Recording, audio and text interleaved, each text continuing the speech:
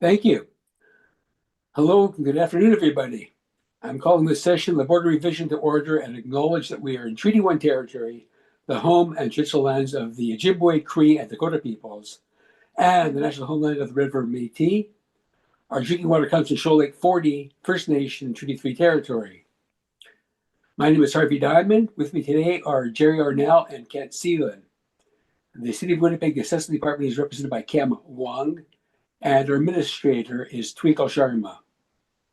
We'll be hearing applications for revision of the assessment rules in accordance with the Municipal Assessment Act. The matters for which revision are requested is described in each application, and we will be limiting discussion to those matters. The statements that are made at this hearing must be sworn testimony. Anybody speaking to a matter must first be sworn in. Be advised, the comparisons of assessments of properties are not considered as evidence of market value by the Board of Revision. The Board of Revision is appointed annually by Council and is independent of it and the City Administration. We make our decisions on the basis of the evidence provided at this hearing, and we issue written orders that we mail to all parties as soon as possible. Please note that the Board's decisions with respect to an application may be appealed to the Manitoba Municipal Board if the matter pertains to assessed value or to classification, or to the Court of King's Bench if the matter pertains to an application for exemption from taxation. And should you wish to appeal, information on how to do so will be included with the Board's order. With respect to the hearing process, I will confirm the points of appeal with your property to be addressed to each applicant following the swearing in. We will then have the assessor's testimony followed by any questions that the applicant may have, and then the applicant's testimony followed by any questions. And each side will be given an opportunity to summarize if they wish to do so. Once all of the evidence upon an application has been brought forward, the applicant may leave. The votes will repeat for each item on the docket today. The session will close after all applications have been heard, and the Board will deliberate in private and make its decisions. You receive the Board's decision by written mail as soon as possible. As information, all public hearings are live streamed, recorded, and will form part of a public record. And today we'll be hearing items 2 through 7 on the docket. And Ms. Sharma, can you please affirm the assessor and the applicant's testimony at this time? For sure. Mr. Assessor, please state your full name. Cam Wong. Do you affirm that the evidence you're about to provide at this hearing is the truth, the whole truth, and nothing but the truth? I do. Thank you. Ms. Applicant, please state your full name. Farah Cates. Do you affirm that the evidence you're about to provide at this hearing is the truth, the whole truth, and nothing but the truth? Yes. Thank you. Thank you.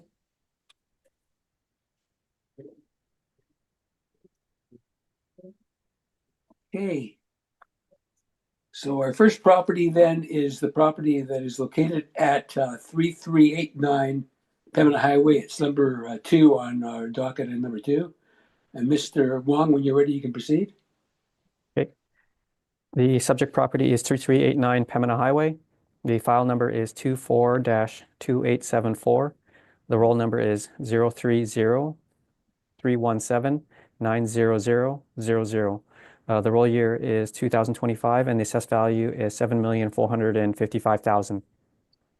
This is a residential apartment. It's up to 4 stories high. It was built in 2012, and it has 37 suites with 8 indoor parking stalls and 48 outdoor parking stalls. On page 3 is a picture of the subject property.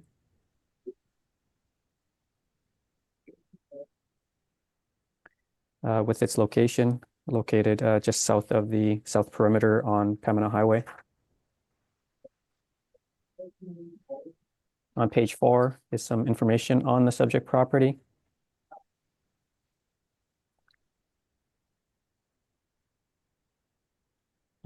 Basically, this is an affordable housing project.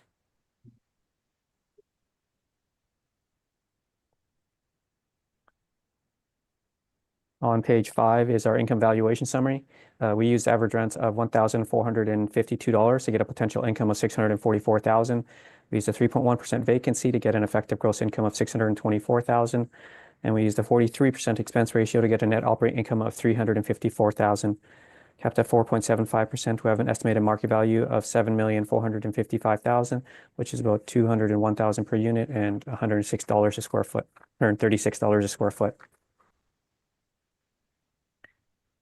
On page 4 are some rent comparables showing that the rents the model has applied is in line with the market, and it looks to be a little bit lower than market. On page 7 are CMHC market rents, which also support the rents that the model has applied.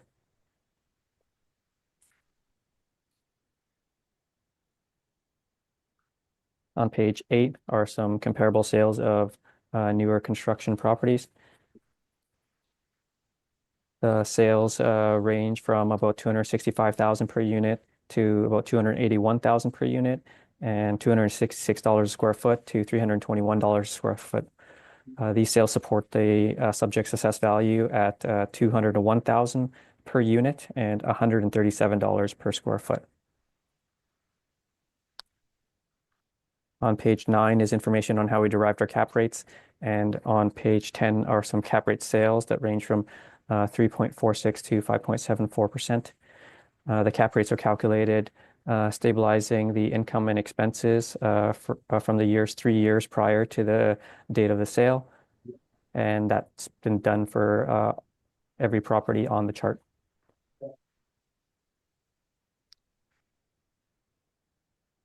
On page 12 and 13 is the income statement supplied by the owner.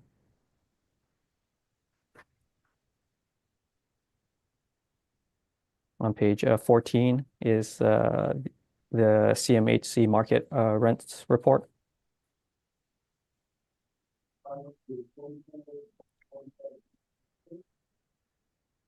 So the subject property is affordable housing, and using their actual rents rents or expenses for valuation would likely lead to an inaccurate estimate of value. So the subject property resembles an apartment building, and we've valued it as such.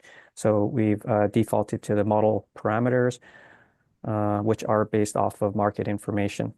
The model rents that have been applied are supported by market rent comparables and by the CMHC market rents. The model expenses at 43% are reasonable for a newer build, which typically experience expenses from 30 to 43%. So the 43% is reasonable. The model cap rate is supported by market sales, and the overall value at about $201,000 per unit and $137 a square foot is supported by the comparable sales that might range from $265,000 per unit to $281,000 per unit, and $266 a square foot to $321 a square foot. So the assessed value is well supported, and it looks to be at the lower end of the range. So I ask that you maintain the assessed value at $7,455,000. Yeah, thank you. Ms. Case, do you have any questions? Yes, thank you. So for your income value summary on page 5, I guess just to clarify your comments in your presentation, is the model accounting for the property being social housing, or it's just valued as a market apartment potentially on the lower end of the rent range? Yeah, it's valued as if it was a below average apartment building. Okay. And your cap rate at 4.75%, that would be your 20th percentile starting point, correct?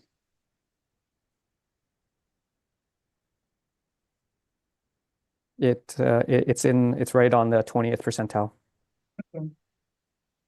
And your cap rate table on page 9 with the ranges 4.75 to 5.45, do you know the inputs that are used to achieve the range, such as how many sales or the location of those sales? Could you repeat the question, please?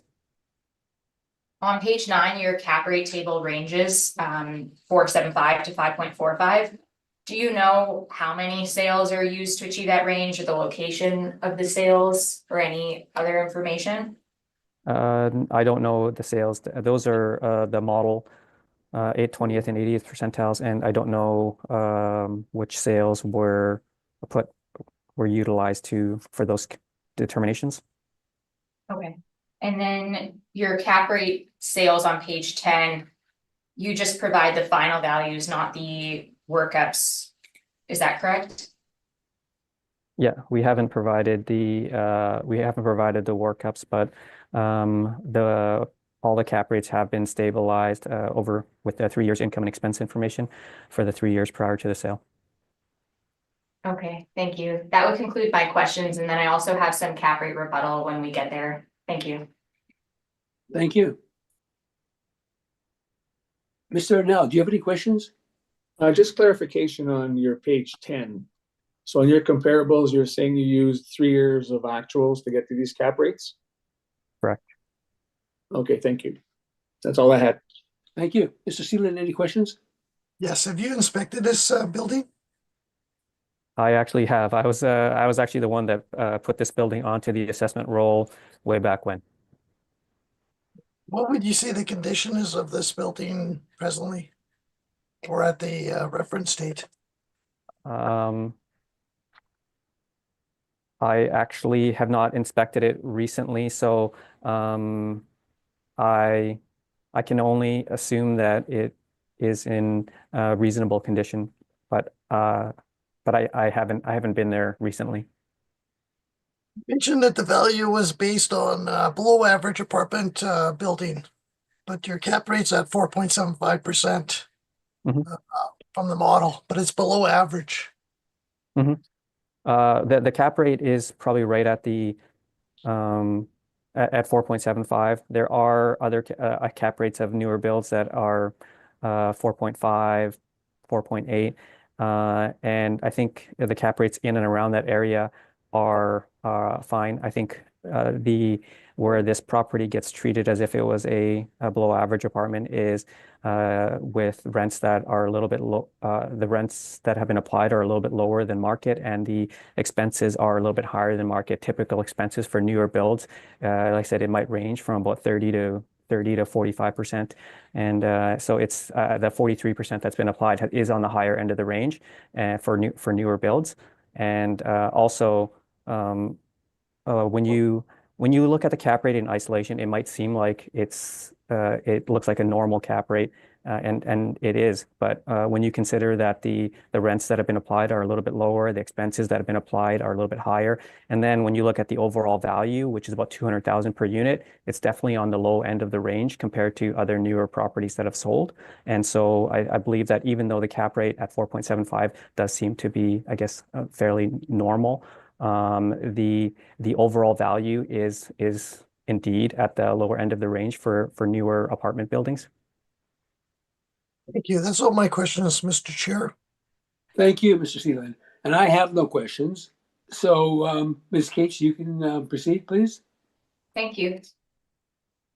So if you turn to page 2 of the brief, we have a summary of some of the facts of the property, along with our requested assessment of $6,745,000. We do also have a classification liability element to the appeal, so I'll go through that as well. So if you turn to page 6, we have our property site maps. So you could see the aerial map view and then the Google map view of the subject's location. And then some exterior photos and a pictometry view on page 7. Property description on page 8. So the subject is on the west side of Pembina, between its intersections with Grandmont Boulevard and Ducharme in the St. Norbert area. The property is a 1-story building and a 4-story building, which were built in 2012. The property has 37 units, including 6 1-bedrooms, 24 2-bedrooms, and 7 3-bedrooms. And there is surface parking available, and there also appears to be some indoor parking.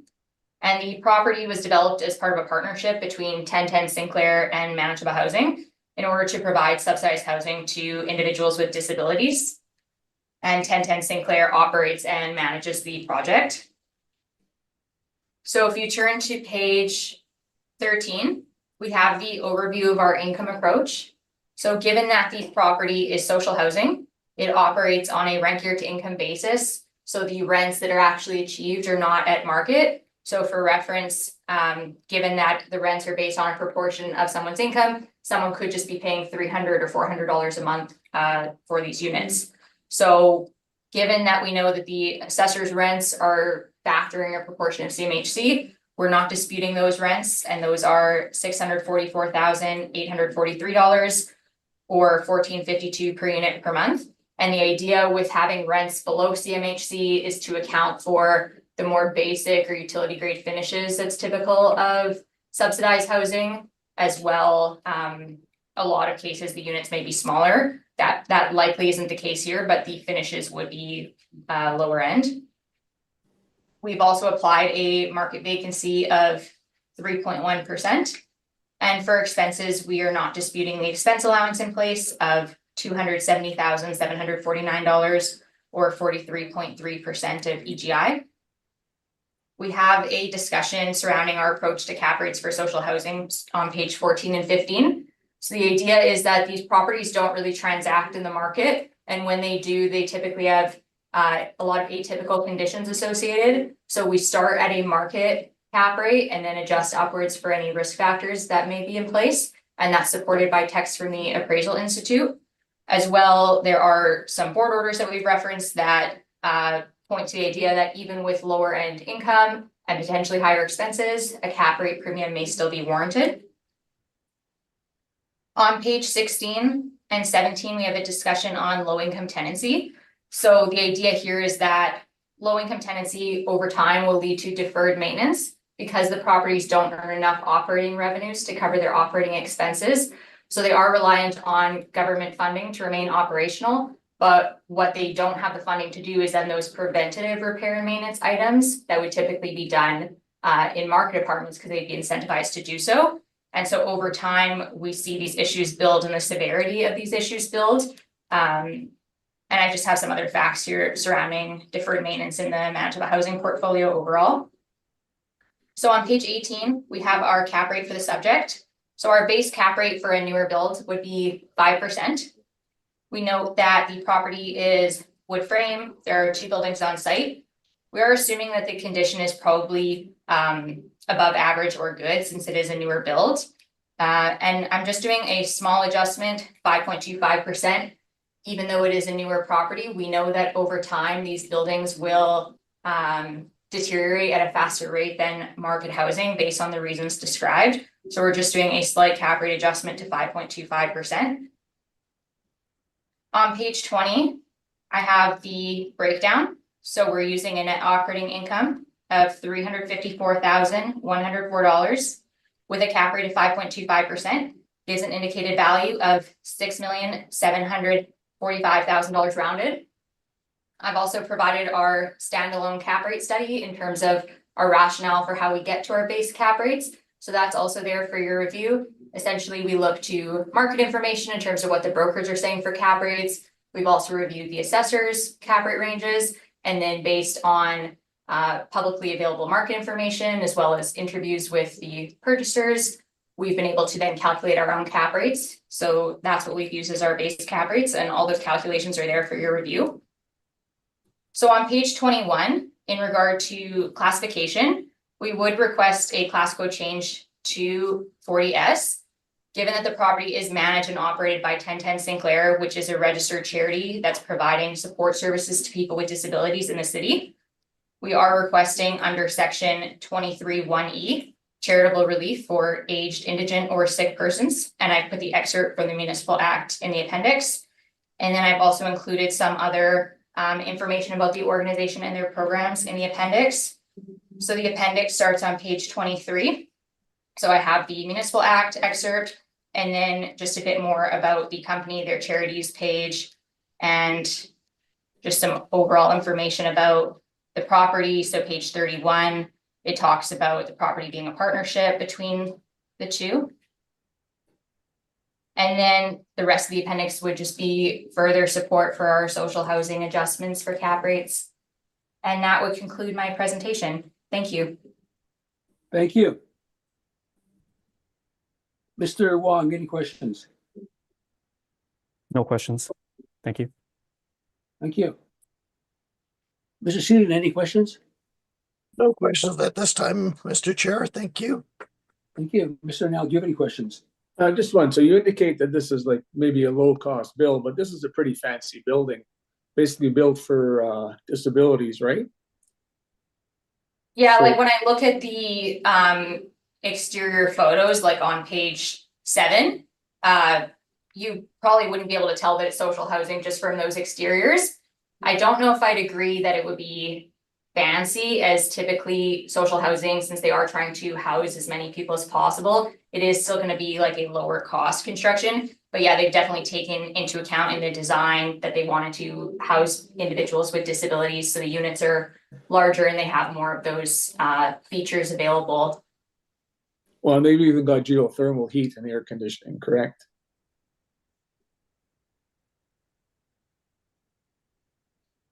So I don't think it's built at a lower grade.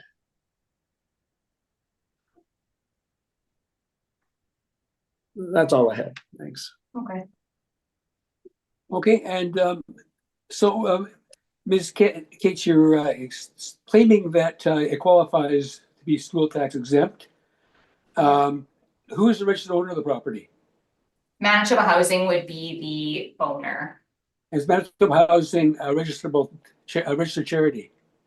Manitoba Housing wouldn't be, but the, I guess, like tenant, so to speak, of the property, 1010 Sinclair, who operates and manages their registered charity. So we're applying on that basis. Well, you told us before there was a partnership between the two. So, what in fact is it? Is it a tenancy or is it a partnership? Is there a lease in place? There should be a lease in place. I'm asking you, is there? I'm not asking you, there should be. I'm asking you, is there? And why have you given it to us if there is? There would be a lease in place. It's not typically what we submit, like the entirety of the lease would typically be seen as like confidential. I understand that, but you're claiming that it qualifies as a charitable organization and should be provided with a school tax exemption under the act. And so I'm just trying to see where you fit in to the act. Yeah, no, I definitely understand that critique. Definitely. Thank you. Thank you.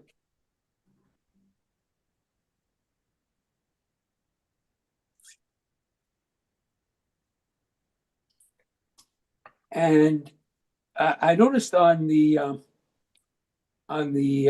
assessor's brief that the property, in fact, won an award of excellence when it was built. Are you aware of that?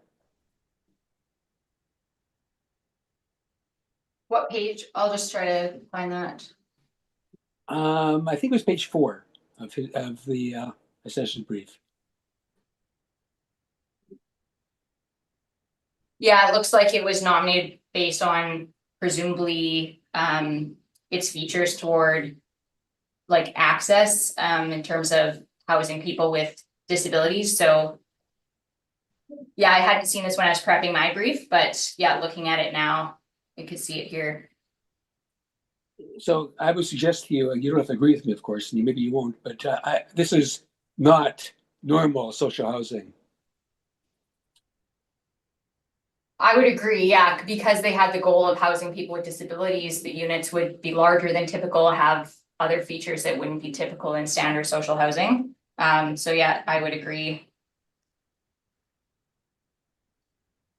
Okay, that completes my questions. Thank you very much. And so we will then proceed on with the property at 3299 Pembina Highway, which in fact is item number 3, but we're doing it secondly because the first one's been withdrawn.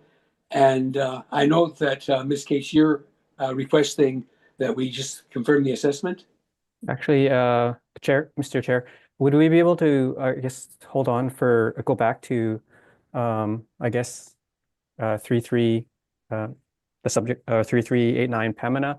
I think the applicant had some rebuttal regarding our cap rates, and I had some rebuttal regarding the request for change in class and liability.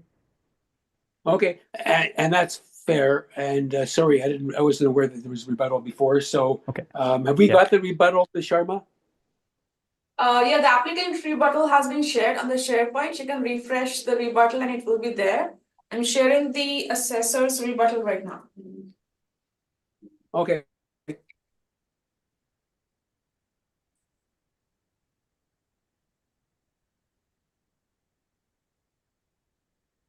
you want the email of this is, or you have it? I don't have internet here. Would you be able to print it out? Yeah. Mr. Chairman, when we are ready to refresh, please let us know. Sorry? When we can refresh, please let us know. Yeah, you can, just give me a moment. Yeah, you can refresh the SharePoint now and it has both the rebuttals on it. Okay, As- thank you. I've got the Altus rebuttal. I don't have the assessors. Refresh it once more. I just copied it. Okay.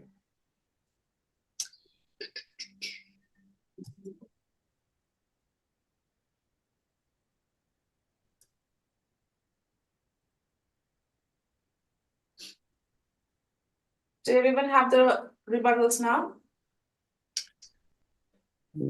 Yes, I have both rebuttals. Yes, I do, yeah.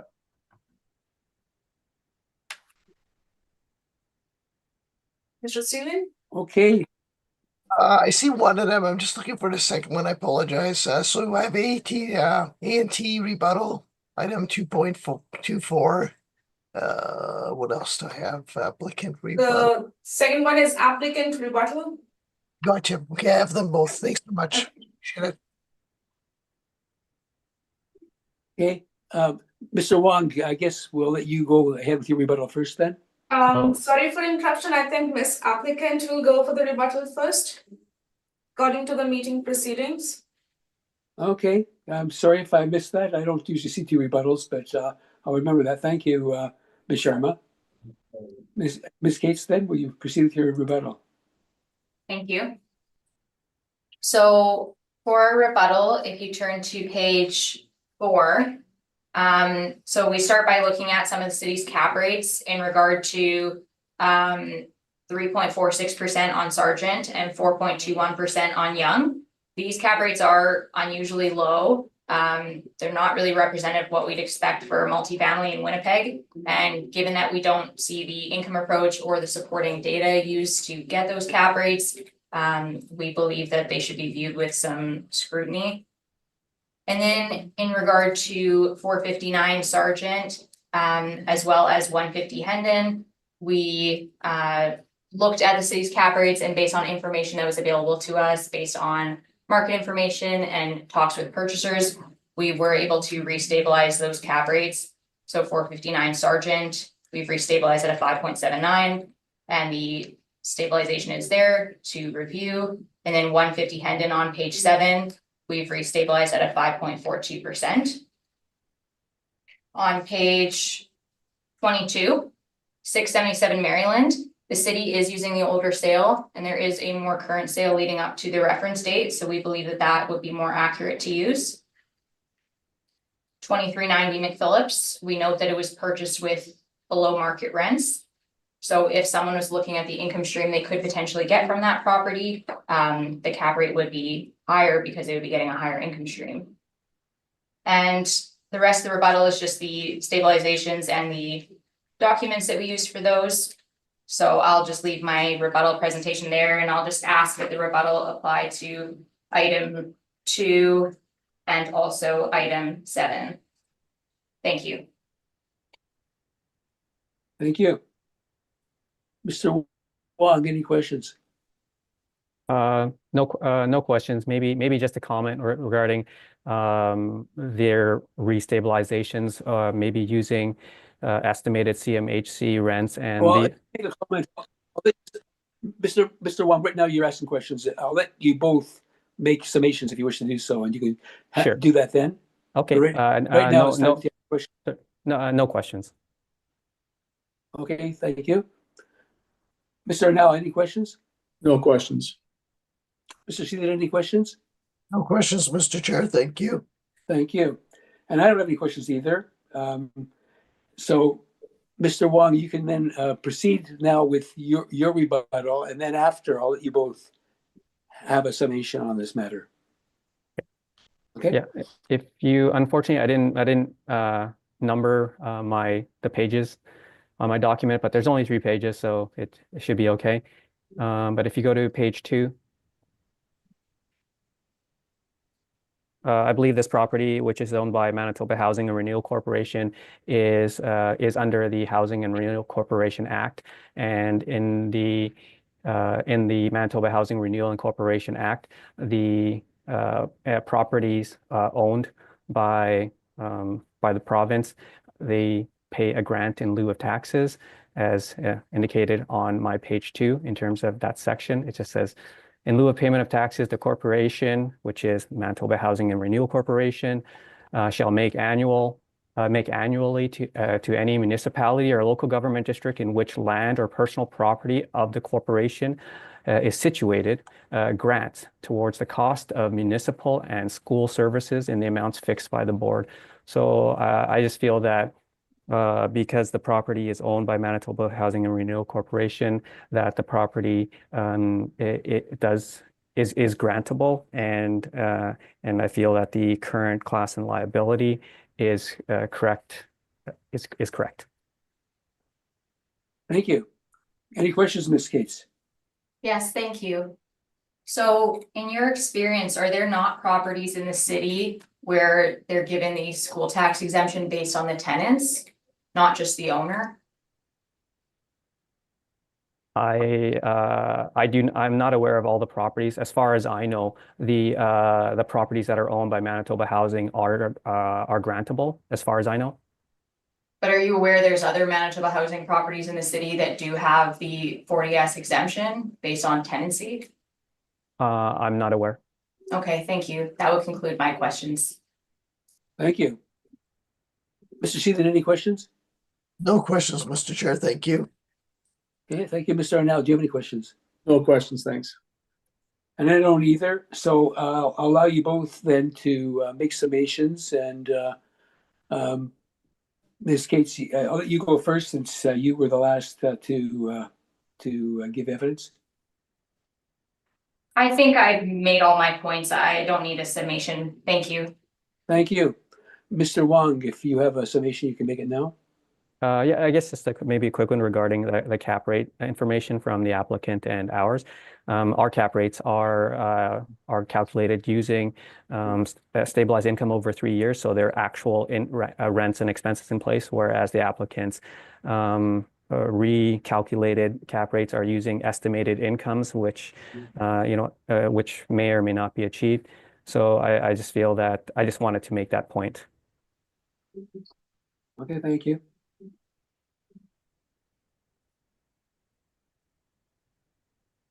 Okay, so we now then go to item number 3 on our docket. And as I indicated before, Ms. Cates, I see that you are asking for us to just confirm the assessment, our board. That's correct. And Mr. Wong, I see that you have a non-cooperation in this instance, but I'm just wondering if it's worth pursuing since we're just going to be confirming anyway. So I don't see what a non-co-op finding will do to change any situations, in that the taxes aren't changing, so there will be no reason to have to wait till next year, and there's no evidence being given, so that there's no point in having Ms. Cates go first. Well, I think there's a chance that the property, even though they're asking for a confirmation, that it's probably going to be appealed to the municipal board. So I feel that the non-cooperation is pertinent.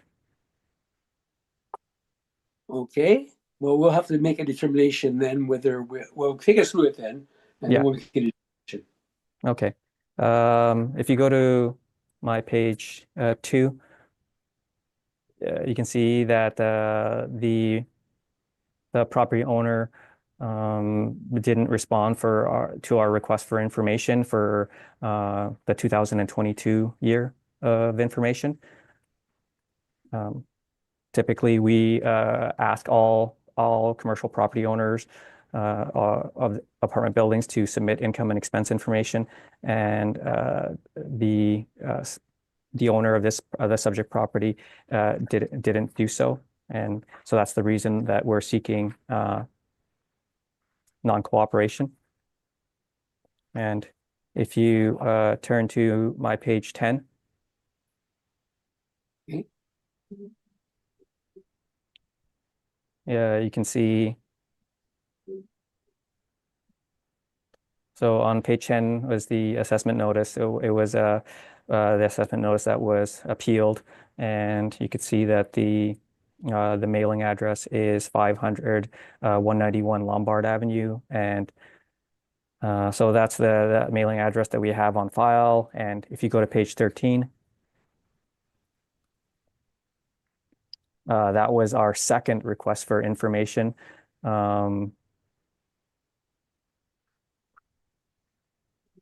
And if you, on page 14 is the tracking information, and on page 15 is the signature that it was received. And we did not receive a response from the owner. And so that's the reason that we are seeking non-cooperation for this property. Okay. Ms. Gates, any questions? No questions, thank you. Okay, thank you. Mr. Arnott, any questions? No questions, thanks. Mr. Seaton, any questions? No questions, Mr. Chair. Thank you. Mr. Wong, I have one question. The only question I have is, because I sit on this board, once we make a decision, we don't know really what happens to it after necessarily this. There's a municipal order that is brought to our attention later on. Have you ever experienced a situation where applicants requested a confirmation and then went and appealed it to the municipal board? I think that I can't think of one off the top of my head, but I'm fairly certain that it does happen. I'm almost I can't think of an example. I can't bring up an example, but yeah, I do believe that yeah, if this property was sought to be confirmed, that there is a reasonable chance that it could be appealed to the municipal board, and maybe the value more dealt with at that time. Okay, we'll go to camera and we'll make our determination. Thank you. So I can indicate that we have made a decision and we are granting the non-cooperation, and we will also, at the request of the applicant, confirm the assessment. So thank you very much. We'll then proceed then with item number 4 on the agenda, which is the property at at 2393 Pembina Highway. And Mr. Wong, when you're ready, you can proceed.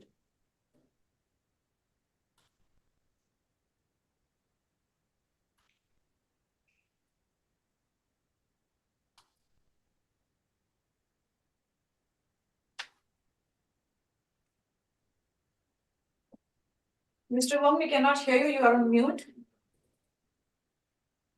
Sorry, it is 2393 Pembina Highway. Right. Okay.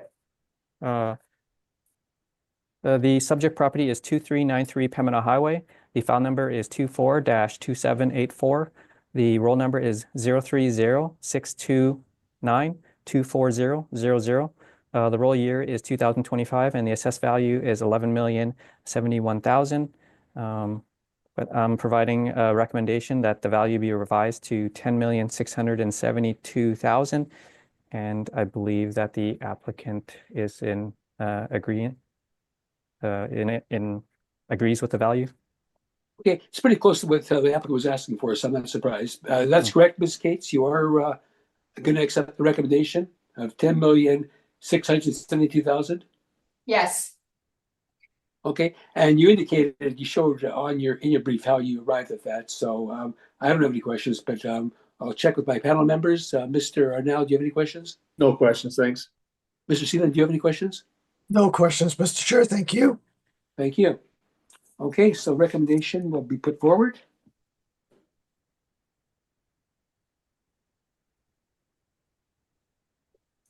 And thank you very much for the hard work you both did to get this level.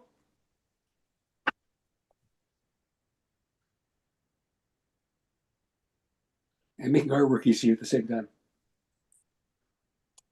No problem. Okay, so we'll then go on to the next property, which is the property at 2084 Pembina Highway. Mr. Wong, when you're ready, you can proceed. Okay, the subject property is 2084 Pembina Highway. The file number is 24-1416. The roll number is 030-538-48500. The roll year is 2025, and the assessed value is 17,178,000. But through discussions that I had with the applicant for this property, we've agreed to a value of 16,130,000. Okay, first of all, Ms. Cates, that's agreeable? That's agreeable, yes, thank you. Okay, thank you. And maybe you'll just take us through how you arrived at that amount, Mr. Wong? We just had some discussions regarding the income and the expenses on the property, and we felt that a reduction in the income and an adjustment to the income and the expenses was warranted, and that resulted in a value of 16,130,000. Okay. And no adjustment was made to the cap rate? It was probably a little bit income, expenses, and maybe cap rate. Yeah, a little bit of everything. Okay, there's no arithmetic then. You just indicated that you. Yes. Unfortunately, we're not able to provide any calculations, but that was the resulting value that we agreed on. Okay. Any questions, Mr. Seelan? No questions, Mr. Chair. Thank you so much. Mr. Now, any questions? No questions, thanks. Okay, well, because there's no calculations, it's hard to really ask any questions, but I'll have to rely on the fact that the assessment department would not be giving away things if it didn't feel it was warranted, so. The only reason we didn't do a 15-1 is that we were just extremely short on time, and like we kind of agreed on it very late yesterday, and so we didn't. Unfortunately, it didn't give us an adequate amount of time to produce 15-1s. So this is kind of what we went with. I understand, Simon, and I appreciate that you did arrive at something. I do know that, Mr. Wong, you are an experienced assessor, so I would expect that you would do a good job. But our job is to obviously determine if it's reasonable, and to determine if it's reasonable, I have to just based on my knowledge of your abilities and the best. Yeah, and actually, and I actually like the fact that you're asking us on it, and I think in the future when these situations arise, I think we'll. I can't speak for others, but I'll try to be a little bit more prepared for questions. Okay, and we're also aware of the fact that you both are under the gun. You have lots of hearings, and so we're aware of that too. Okay. Thank you very much. Then we have no questions, so I think that that will be going forward, and we can now then proceed with the next item on the agenda, which is number 6, which is 2295 Pembina Highway. And Mr. Wong, when you're ready, you can proceed. The subject property is 2295 Pembina Highway. The file number is 24-1355. The roll number is 030-629-09000. The roll year is 2025, and the assessed value is 15,610,000. But providing a recommendation that the value be revised to 13,932,000, which is on my page 7. And I believe the applicant is also agreeable to this value. Ms. Cates, you are accepting that value? Yes, thank you. Okay, I thought too. Again, it's very close to what you were asking for, so I expected this. Okay, Mr. Seelan, any questions? How did we come to that recommendation? What was the foundation on that decision? If you go to my page 7, you can see the revised value calculation, and that's what the revised value is based off of, their 2022 income and expenses.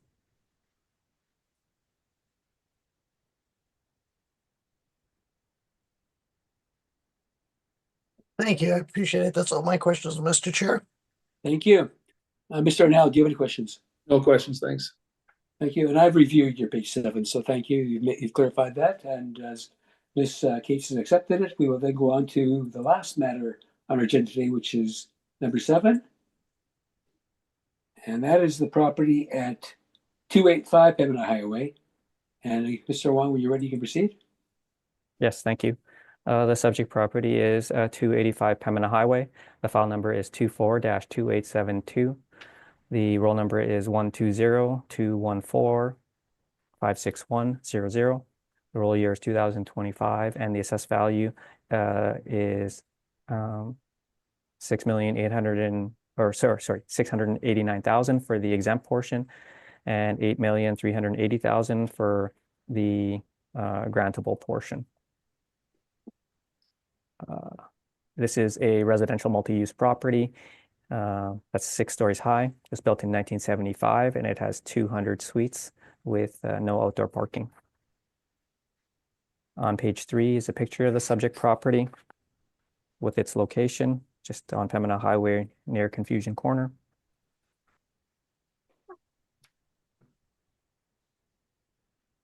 On page 4 is some information on the subject property with some interior pictures.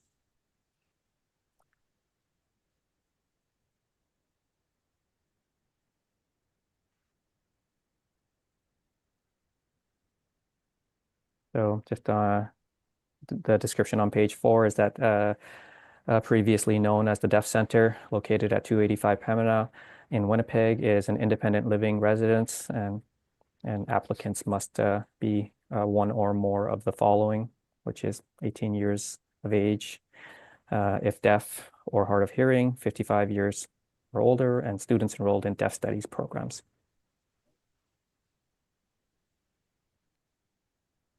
On page 5 are some pictures of the common areas.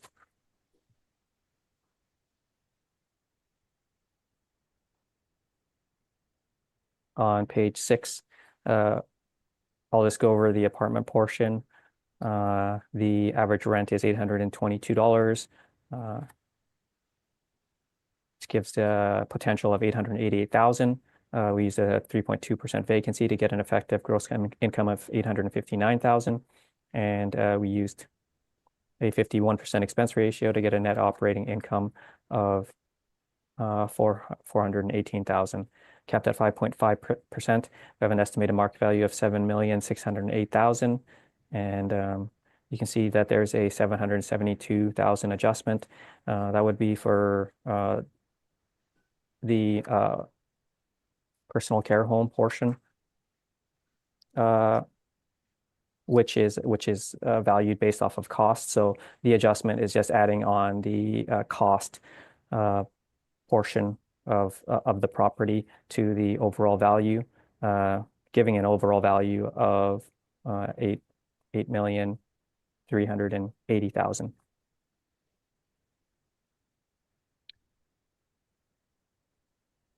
On page 8 are some rent comparables showing that the rents we've used are in line with what's in the market.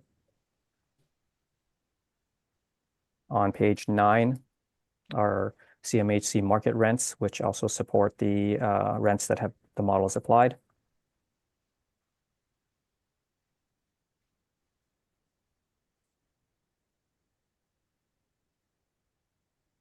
And the rents are reasonable, considering that the gross floor area per unit is fairly high for the subject property compared to your normal apartment building. So that's the case because of some of the other common areas in the building. Mhm. On page 11 is the cost report for the personal care home portion of the building. You can see that the cost value is $772,000 on page 11.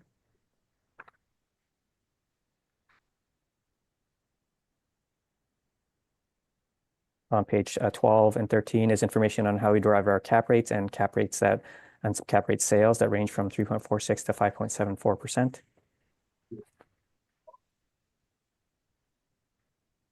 The remainder of my brief is the income statement supplied by the owner, along with a chart for CMHC market rents.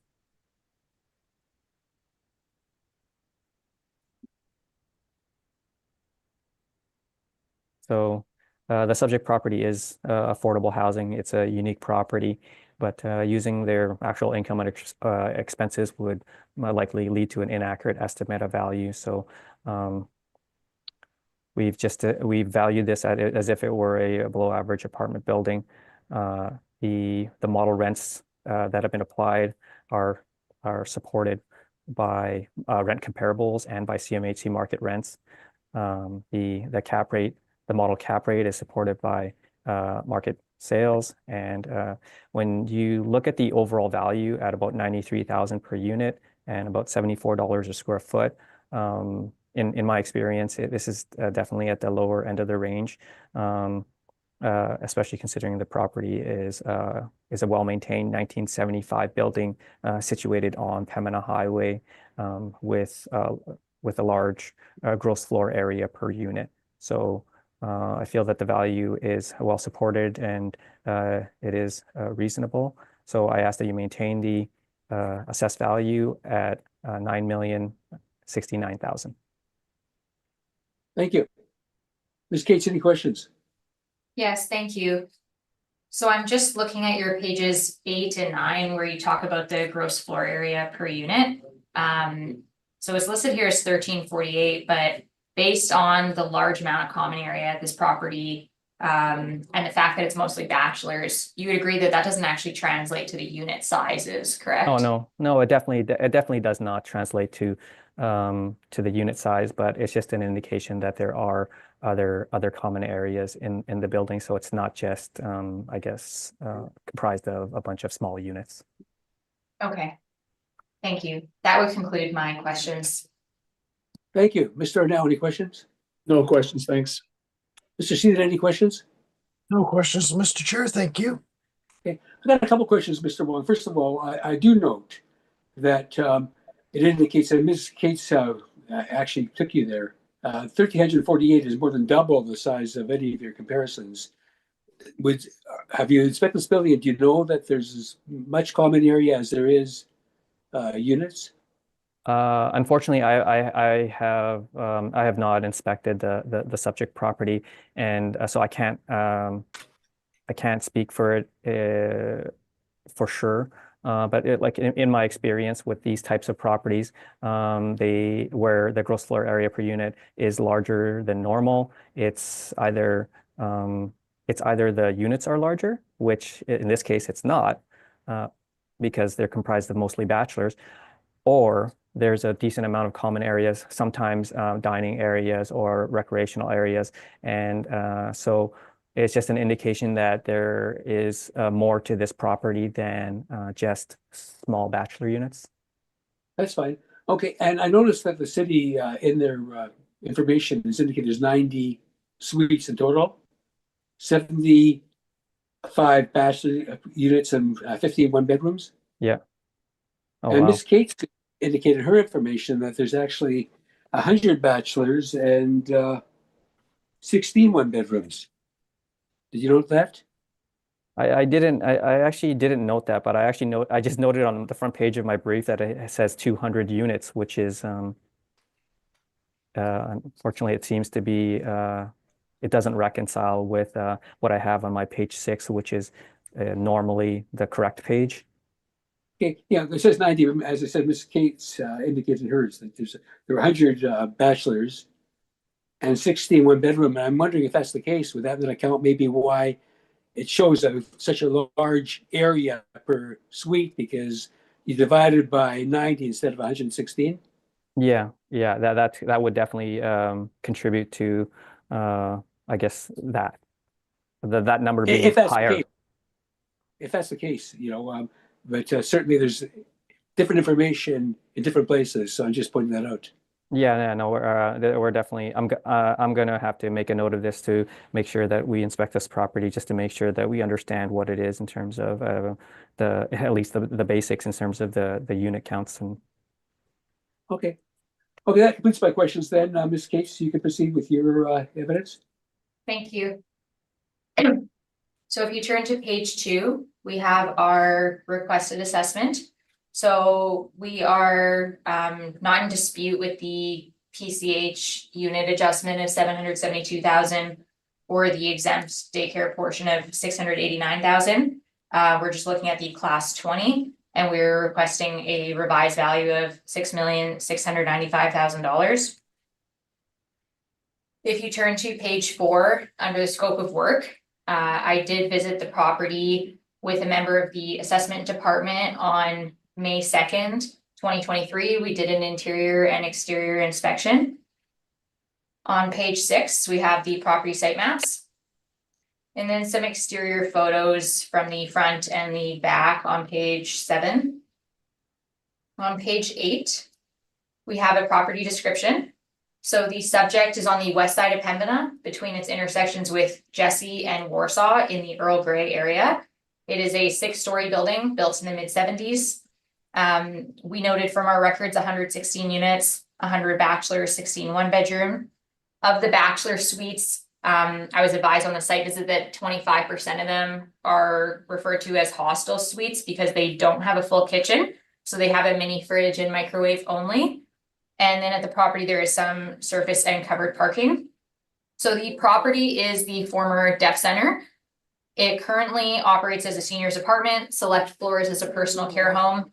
And the property has a significant amount of common area, well in excess of what you typically see in the market for apartments. It has a full auditorium, a commercial kitchen, cafeteria, and then a lot of other social / multi-purpose rooms.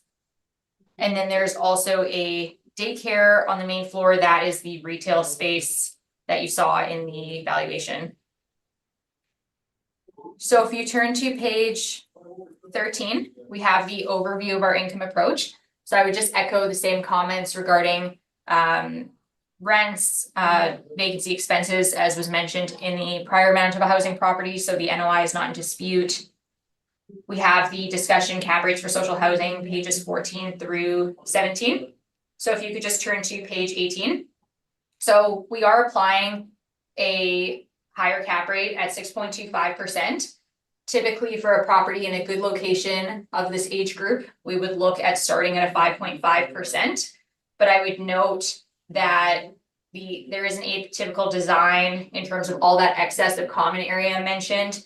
If we were looking at this from a market perspective, that would require an adjustment because it is so atypical. That's not space that could be easily converted to units to be rented out. And so we're considering an adjustment there as well. In terms of our low income tenancy, I have included the building condition assessment for this property. That's in the appendix. And in terms of short-term capital for this property, they estimate $2.8 million. So that's not insignificant in terms of a property of this size. And then when we're looking at seniors housing, in terms of the very small suites, as well, the hostel suites are undesirable. On the site visit, the property caretaker advised that those units are undesirable. Tenants don't really want to move in there, and they typically would wait for a standard bachelor or a one-bedroom to open up. So based on these features, we are doing an adjustment, 0.75% to the cap rate. On page 20, you can see the income and expense breakdown. So with an NOI of $418,451 and a 6.25% cap rate, gives a value of $6,695,216. With the adjustment added in for the PCH units of $772,000, we have a value for the class code 20 portion of $7,467,000 rounded. On page 21, in regard to the commercial, we're not disputing at $689,000. Then my appendix starts on page 23. I've included the photos. So the first starts with a unit that's been renovated or refreshed. So with these types of properties, given that they are on limited funding, they'll fix up the units as much as they have to in order to meet those basic security and living requirements. So where you see more renovations done, typically it's indicative that there was more damage to the unit or the Fixtures were just so old, they had to be replaced. But if they could get away with not refreshing the whole unit, like for example, if just the flooring needs to be replaced and not the cabinets, then they would do that just due to limited funding concerns. So if you scroll through page 29, then you can see what a more standard unit may look like at the property. And then I included on page 33 one of the hostel units, so you could see mini fridge, microwave, no stove or anything like that. And then common area starts on page 37. So you can see starting with hallways, as well as the space that's available for like a seating area on each floor, the auditorium on page 39, cafeteria, page 41. And then just all the extra common area. So I can't stress this enough. There's well in excess of common area of this property that you wouldn't see in the market. Page 47 is excerpts from the building condition assessment. So you could see what needs to be done to the property in terms of capital requirements. And then I zoomed in on those on page 51 over the short term 2022 to 2026 in terms of physical condition year. And then just the same social housing cap rate support to follow that. And that would conclude my presentation. Thank you. Thank you very much. Mr. Wong, any questions? No questions. Thank you. Thank you. Mr. Seaton, any questions? No questions, Mr. Chair. Thank you. Thank you. Mr. Arnell, do you have any questions? Excuse me, just the one, like, wouldn't this abundance of